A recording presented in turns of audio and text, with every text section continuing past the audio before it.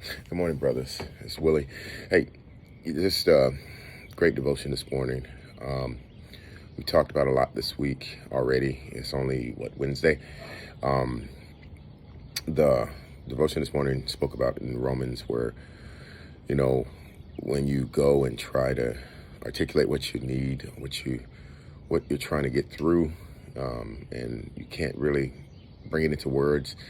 And Pete Greig from 24/7 Prayer gives a great example story of how that verse plays out. So I'm going to turn it over to Pete Greig. Hi, my name is Pete Greig from 24/7 Prayer. After 20 years leading a prayer movement, one of my favourite chapters of the Bible is Romans 8, because it's all about prayer. And verse 26 says this: the Spirit helps us in our weakness. We do not know what we ought to pray for, but the Spirit himself intercedes for us through wordless groans. That's beautiful. When one of our sons was very little, he brought me a piece of paper one day on which he'd scribbled just lots of shapes, and he said to me, "Daddy, look what I've written." And then I looked at it and I said, "Well, that's really good, Danny, well done." And then he said something that struck fear into me. He said, "Read it." And I looked at the piece of paper and it was just nonsense. It was hieroglyphics. It was meaningless. But then I looked at his face and I thought about the weird little things that go on in his head. And I thought about the kind of day he had had. And I read his scribbles. And he nodded his head and said, "Well done, Daddy, very good."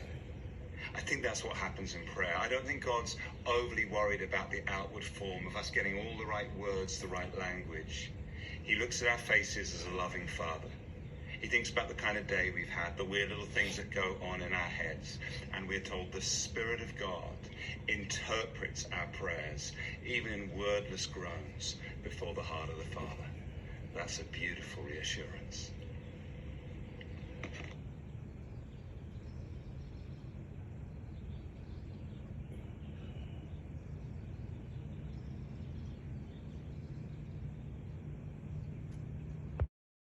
Powerful, right? So my prayer is that you would allow God to hear your words and non-words, and don't not pray. Okay, continue to fight. Let's slay the dragons for the day. Let's worry about today's worry, and let's not get caught up in the cycle that continues to drive us away from God. Be blessed, brothers. Love you.